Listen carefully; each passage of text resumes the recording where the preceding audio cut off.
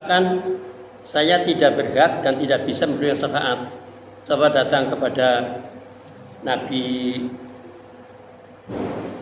Nabi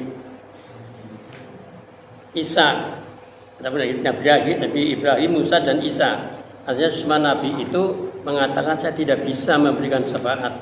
Coba datanglah ke Nabi Muhammad. Maka mereka datang ke Nabi Muhammad, minta syafaat dari Nabi Muhammad, kemudian Allah mengizinkan pada Nabi Muhammad untuk memberi syafaat. Itu pun yang diberi syafaat lebih dahulu adalah umatnya sendiri, yaitu umat Muhammad. Walaupun umat Muhammad adalah umat Nabi yang terakhir, tapi mendapatkan satu keistimewaan, itu mendapatkan satu hak untuk mendapatkan prioritas pertama, termasuk dihisab dan sebagainya.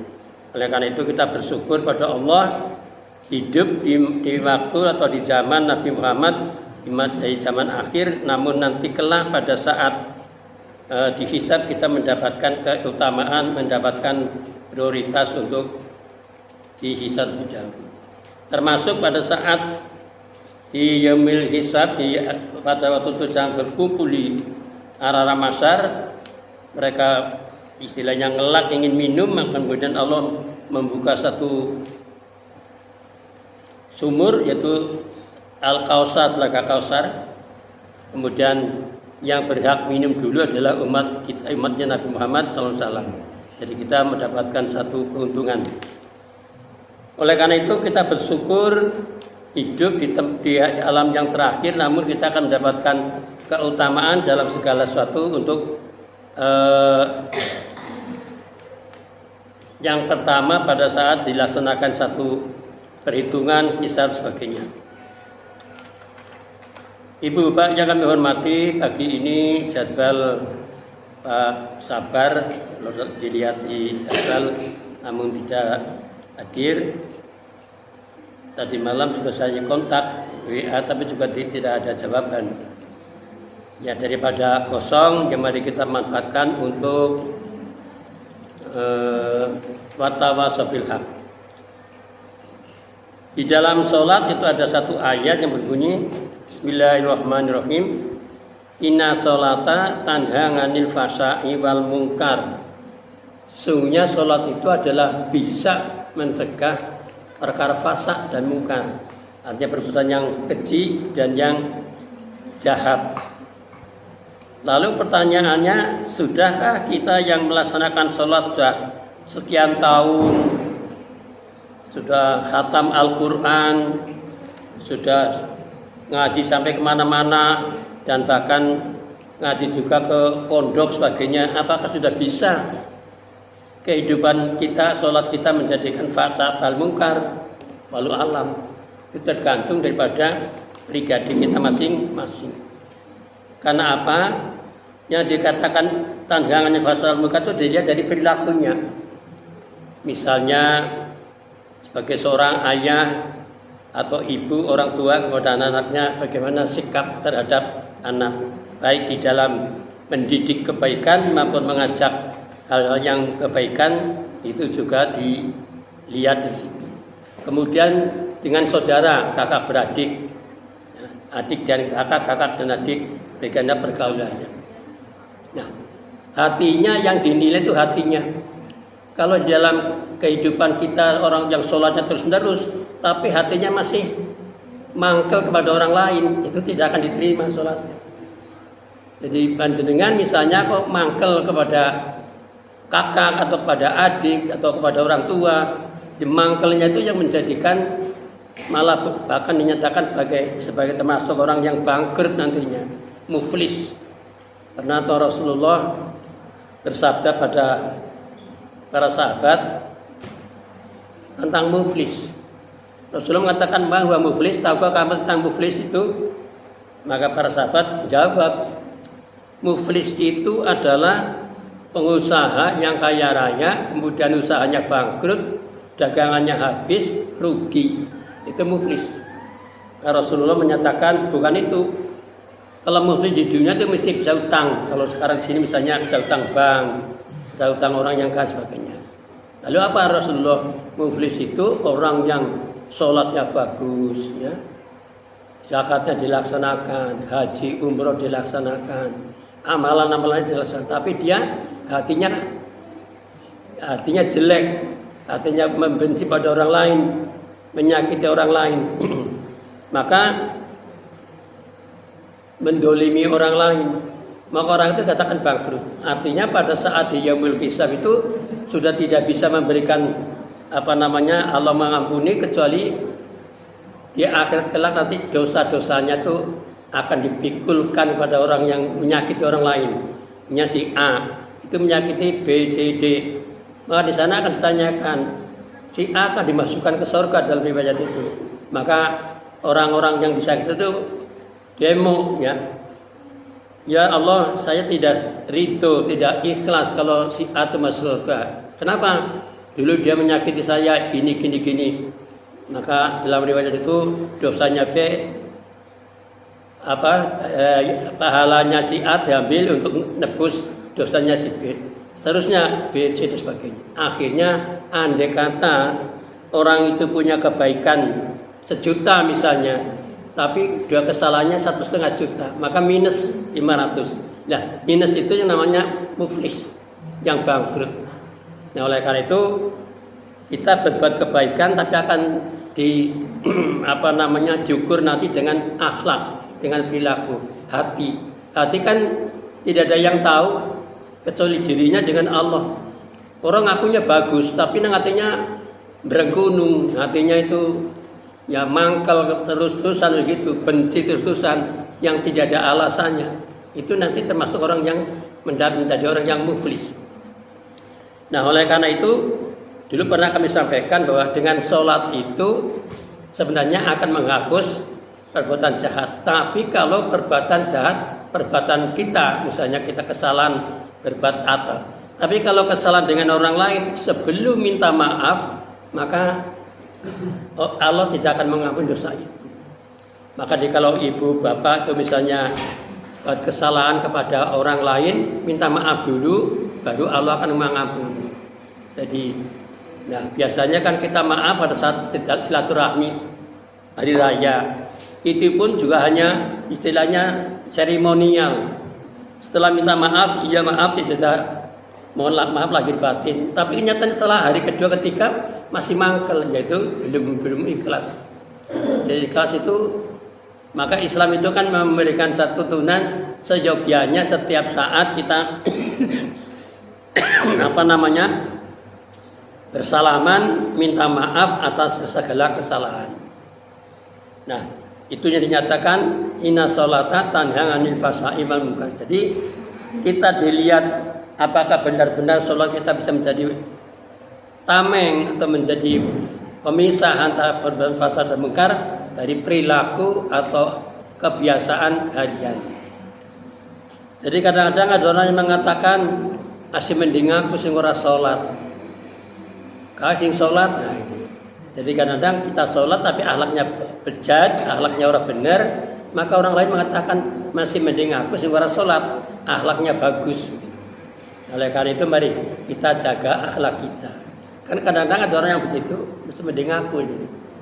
Ya, kita jangan sampai dikatakan oleh orang lain bahwa kita ini adalah dijadikan pameo bahwa sholatnya itu tidak bisa mencerminkan sebagai orang yang melaksanakan ibadah.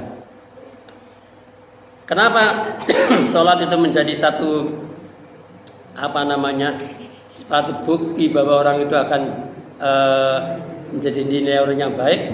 Karena dinilai dari kegiatan sholat sendiri. Misalnya dimulai dari takbir saja, dari niat saja. Niat kemudian diterangkan oleh Mas Aris bahwa niat itu ada yang dilafadzkan, nawaitul sholat, nawaitul usoli salatan duhri, ya, saniat sholat duhur. Ada yang pakai usoli, tapi ada yang seadanya begini, niat itu kan dalam hati. Nabi mengatakan aniyatu hahuwa.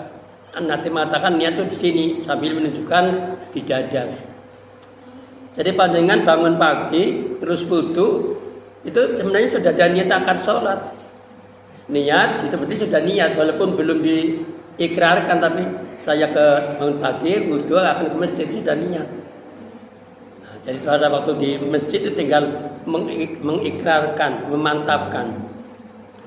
Apakah harus pakai usoli? Ya pakai usoli boleh, tapi kalau niat dalam hati, misalnya pakai kerentek dalam hati bahwa saya mau sholat subuh 2 rakaat takbir Allahu Akbar, itu bisa. Nah, setelah takbir itu merupakan ikrar kita kepada Allah bahwa tidak ada sesuatu yang lebih baik, lebih besar, lebih agung daripada Allah, yaitu dengan Allahu Akbar, Allah yang Maha Besar. Saya mendengarkan YouTube-nya Adi Hidayat bahwa kenapa takbir itu begini, untuk menunjukkan bahwa dunia itu ditinggalkan, semuanya itu hanya Allah. Tapi kita kan kadang-kadang takbir semua kelihatan. Tadinya yang mencari kunci dicari dia ketemu, setelah takbir kuncinya ketemu, oh di sana.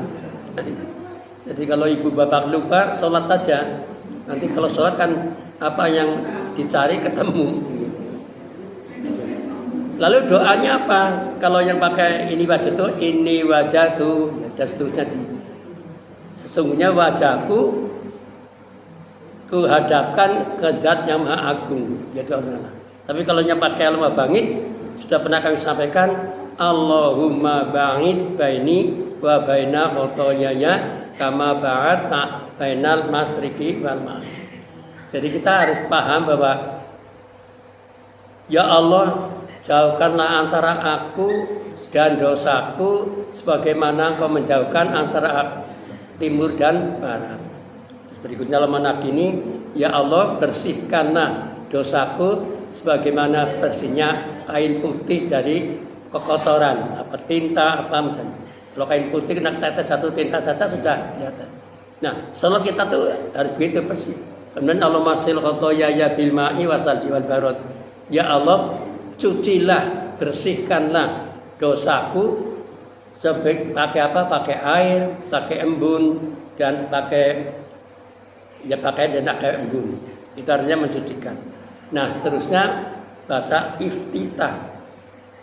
Nah, baca iftitah ini ada beberapa cara.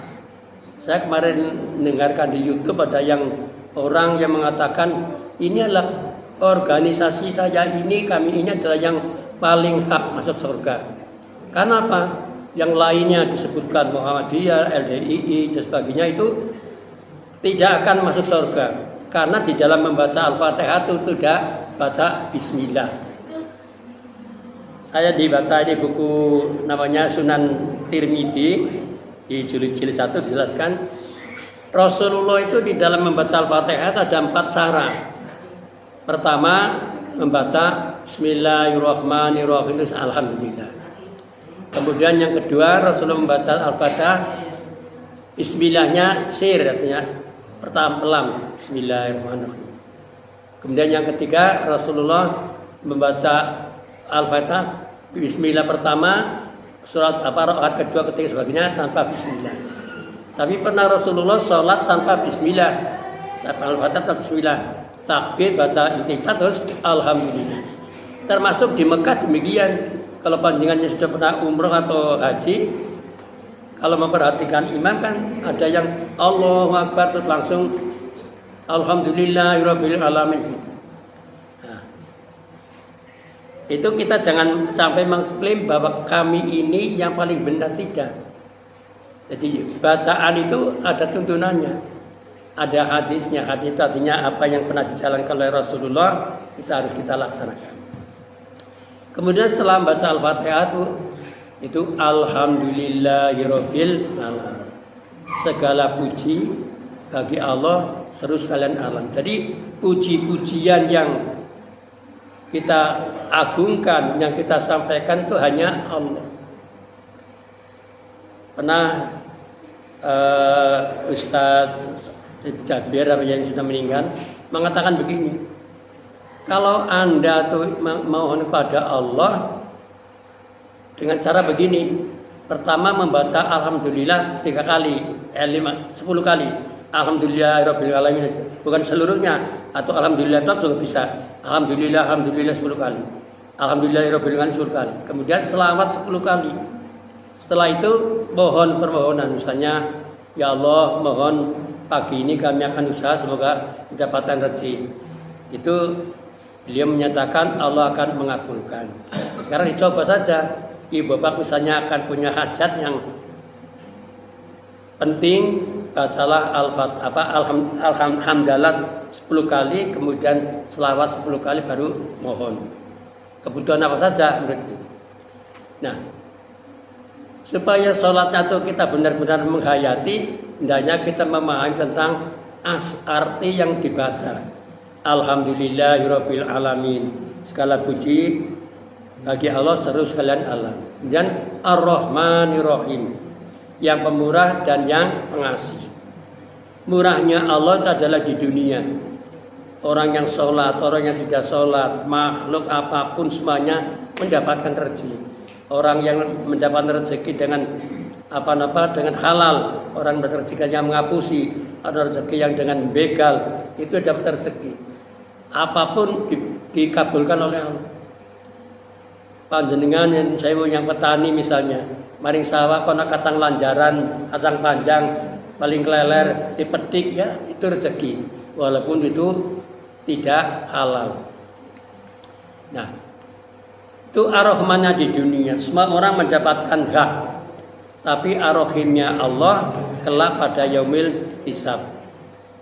Allah akan menyiksa orang itu bukan karena kekejaman Allah, karena perbuatan manusia. Allah memasukkan surga bukan kasih sayang Allah, tapi karena perbuatannya manusia. Nah, oleh karena itu kalau kita kepengin mendapatkan surga atau jannatun na'im, ya mari kita berupaya untuk mendapatkan kenikmatan yang di surga nanti. Tapi tanpa kita melaksanakan satu perbuatan yang baik, maka tidak akan mendapatkan satu kebaikan. Kemudian Ar-Rahman Maliki Yaumiddin. Kita yakin bahwa yang merajai dunia atau Allah yang merajai Maliki Yaumiddin, yang menjadi raja di hari pembalasan. Jadi kelak di Yaumul Hisab itu adalah Allah juga rajanya, di dunia juga Allah adalah rajanya. Kemudian ia akan na'budu wa ia akan nasta'in. Jadi di dalam tafsirnya atau di dalam hadisnya menyatakan bahwa ini adalah inti daripada Al-Fatihah. Hanya kepada Engkau ya Allah kami menyembah, dan hanya kepada Engkau ya Allah kami mohon pertolongan. Jadi kalau kita sungguh-sungguh mengatakan ia akan na'budu wa ia akan nasta'in, maka Allah akan mengabulkan permohonan kita, apapun permohonan kita. Permohonan-permohonan yang baik, permohonan-permohonan yang bermanfaat di dalam kehidupan kita di dunia ini untuk bekal kehidupan di akhirat. Ia akan na'budu wa ia akan nasta'in. Kemudian setelah mohon pada Allah, menyembah pada Allah, mohon pada Allah, kemudian mohon ihdinas siratal mustaqim, tunjukilah kami jalan yang lurus. Jalan lurus itu apa? Jalan yang lurus itu jangan dianggap seperti jalan tol itu. Jadi Abu Bakar itu pernah ditanya, ya Amirul Mukminin, jalan yang lurus itu apa? Jalan yang lurus itu adalah kalau kamu jalan di situ banyak duri, banyak beling sebagainya, maka kita bisa melewati, tapi harus hati-hati. Jadi melaksanakan siratal mustaqim, jalan yang lurus itu adalah hati-hati, karena banyak rintangan, banyak ujian, banyak cobaan. Siapa yang siratal mustaqim itu? Siratal ladzina an'amta 'alaihim. Itu jalannya orang-orang yang telah Engkau beri nikmat. Siapa? Yaitu para sahabat, para tabi'in. Beliau-beliau, mereka itu adalah orang-orang yang bersama Rasul, yang mendapatkan petunjuk dari Rasul, dan mereka adalah yang mendapatkan hidayah, mendapatkan petunjuk dari Rasul SAW yang dekat. Kemudian janganlah kamu mohon jangan supaya dan bukan jalannya orang-orang yang durhaka, orang yang sesat, dan orang yang orang yang sesat, ghairil maghdubi alaihim waladdallin, dan orang yang durhaka. Siapa orang sesat itu? Adalah orang Nasrani, orang Yahudi. Itu adalah mereka ngerti agama tapi tidak mau menjalankan. Nah, kita diperintahkan oleh Allah dalam Al-Fatihah itu ghairil maghdubi alaihim waladdallin. Nah, amin. Ya, amin itu mari kita jelaskan oleh Pak Aris. Kalau kita aminnya bersama dengan imam, bukan mendahului dan bukan belakangi, itu sama dengan aminnya imam, itu akan mendapatkan satu keberuntungan. Oleh karena itu maka di dalam kita melaksanakan sholat itu. Kemudian setelah itu kita membaca suratan. Suratan itu apa saja yang kita hafal. Maka kalau kita memang di dalam sholat itu masih suratannya belum paham, ya, atau kadang-kadang seperti saya sendirilah kadang-kadang belum paham, maka lebih baik jamaah. Jamaah itu keuntungannya sudah luar biasa. Kalau misalnya kita kekeliruan di dalam sholat jamaah, maka tanggung jawabnya adalah oleh imam. Karena misalnya kita naik bis satu rombongan, andai kata ada tilang, yang ditilang siapa? Yang ditilang adalah supirnya, ya imamnya. Dan maka lebih beruntung kita sholat. Ya, kalau imam salah kan yang benarkan si makmum. Tapi kalau kita sholat sendiri, kalau salah gimana? Siapa yang membetulkan? Tidak ada. Ya memang ada orang yang mengatakan wanita itu tidak berhak untuk mendapatkan untuk jamaah di masjid. Saya membaca di beberapa buku, jadi kemarin juga sudah disinggung oleh Mas Ansori bahwa ibu-ibu itu boleh berjamaah di masjid, tapi jangan sampai menggunakan pakaian wangi-wangian yang menyolok begitu. Kemudian pakai pakaian-pakaian yang menyolok, artinya yang sederhana saja, tidak usah pakai. Tapi kalau laki-laki memang dianjurkan pakai parfum gitu ya. Karena apa? Karena kalau wanita itu pakai gitu, kemudian pampasan dengan laki-laki itu bisa menawan. Kemudian pada waktu dulu zaman Rasul itu kehidupan di sana itu masih padang pasir yang belantara lah. Dan banyak terjadi kalau wanita pergi dari rumah ke masjid itu kena begal sebagainya. Nah, oleh karena itu Rasulullah melarang jamaah wanita untuk berjamaah. Tapi kalau sekarang kan Mekah di padang pasir juga sudah terang benderang, ada listriknya sebagainya. Kalau kita haji umroh kan di sana umat Islam laki-laki maupun wanita jamaah di masjid. Oleh karena itu kita jangan terlopor ya, terpengaruh bahwa wanita kan tidak boleh sholat jamaah, siapa yang melarang? Sekarang boleh dibahas di YouTube tuh para ustadz menceramai tentang itu. Oleh karena itu ibu-ibu, kalau memang tidak ada halangan, maka kita sholat berjamaah. Kemudian setelah membaca Fatihah selesai, misalnya suratan. Suratannya Qul huwallahu ahad. Katakan ya Muhammad, Allah itu Esa. Esa itu adalah satu. Kita tidak boleh bertuhan yang lebih dari satu. Tuhan Bapa, Tuhan Ibu, Tuhan Anak misalnya.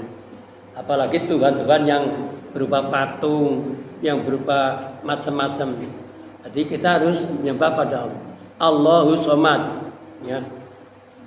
Allah adalah tempat kita meminta. Lam yalid wa lam yulad wa lam yakul lahu kufuwan ahad.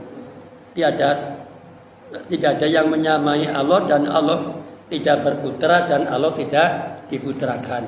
Kan ada satu agama yang menyatakan Tuhan Bapa, Tuhan Anak, dan berarti Tuhan punya anak. Padahal Allah dalam Al-Quran dinyatakan bahwa sungguh kafir orang yang mengatakan bahwa Isa adalah putra Allah, dan kalau orang Yahudi Uzair putra Allah. Nah, setelah itu kemudian ruku. Nah, ruku juga gerakannya harus lurus. Jadi Sebenarnya kalau kita sholatnya di dalam gerakannya itu sesuai dengan tuntunan Rasul menjadi sehat. Contohnya misalnya pada waktu ruku. Ruku itu ada yang dipegang mana lututnya, bukan di atas lutut dan bukan di bawah lutut. Kalau pas lutut orang tinggi orang pendek mesti pas. Itu betul-betul pegang kemudian lurus ininya Pak, bokong ini dengan kepala lurus. Itu betul-betul seperti olahraga. Bacaannya ya tidak terlalu lama tapi asal normal, misalnya subhanakallahumma wa bihamdika subhanarabbil a'la 3 kali bisa. Rasul menentukan 10 kali bisa. Itu kalau dibaca betul-betul sambil ngalo tegak itu sehat betul-betul. Saya pernah gitu ya, lesu sekali, pusing sekali. Kita sholatnya dicoba digitukan. Alhamdulillah setelah sholat tuh badan menjadi sehat. Ini betul-betul nyata. Kalau ibu bapak melaksanakan seperti itu, insya Allah akan menjadi sehat. Nah, setelah suratan, kemudian ruku lagi, kemudian sami'allahu liman hamidah ini. Waktu sami'allahu itu makmum ini. Makmum itu bergerak setelah imam bar, misalnya takbir. Itu setelah imam Allahu Akbar, kita baru niat takbir. Jangan imam takbir ikut takbir. Itu namanya menyamai. Rasulullah mengatakan barang siapa yang mendahului imam kelak pada yaumul hisab kepalanya akan dipenggal diganti kepala himar. Itu kalau orang yang di besok ada yang kepala himar itu orang yang mendahului. Nah, kemudian setelah ruku yang itu Allahu Akbar. Setelah bar itu imam itu ruku, nah kita baru ruku. Jangan imam Allah kita mengikuti, itu mesti mendahului. Jadi begitu imam Allahu Akbar ruku, nah kita baru Allahu Akbar. Nah, terutama ini sami'allahu liman hamidah. Jadi jangan sampai imam sami'allahu kita ikut robana gitu. Jadi imam sami'allahu liman hamidah, salah dah itu ya. Dah bukan tarmidah ya. Sami'allahu liman hamidah banjur panjenengan bae robbana walakal hamd. Jadi pada waktu i'tidal itu bukan mengucapkan sami'allahu si makmum, cukup membaca robbana walakal hamd. Teruskan bil samawati wal ardi seterusnya bisa. Itu gerakan-gerakan suatu yang akan menjadikan amal ibadah kita, sholat kita akan menjadi benar dalam pelaksanaannya maupun benar dalam akhlak perbuatannya. Saya kira itu sudah 5:30. Nanti bisa disambung yang lain. Masalah sholat ini acaranya kan sebulan tentang sholat semuanya. Mudah-mudahan digrebek dengan sholat, kemudian kita akan lebih baik. Atau malah bosan, masa apa sholat itu. Tujuan kita kan supaya ibu bapak yang belum sholat menjadi sholat, yang sudah sholat sudah menjadi memperbaiki sholat. Tapi kita juga masih alhamdulillah ada yang tambahan beberapa orang begitu. Pada waktu awal saya lihat banyak wajah baru gitu ya. Tapi sekarang sudah wajah barunya wassalam ya. Mudah-mudahan kayaknya ibu masih ya ibu ya. Masih ya Kak. Ya 70% ya lebih ibu. Kalau bapak-bapak masih ajak ini. Ajak lama, stok lama ini. Waktu anyar itu betul-betul seperti pengantin anyar gitu.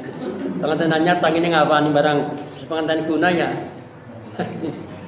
Nah, ya mudah-mudahan kegiatan kita takmir ya, kita tidak sempurna ibu bapak. Jadi takmir kita ini bukan takmir yang orang-orang yang dalam agamanya sempurna, tapi hanya latihan. Maka mari bersama-sama kita tutup dengan baca doa. Alhamdulillahirabbil alamin. Subhanakallahumma wa bihamdika asyhadu an la ilaha illa anta astaghfiruka wa atubu ilaik. Akhirul kalam. Assalamualaikum warahmatullahi wabarakatuh. Waalaikumsalam.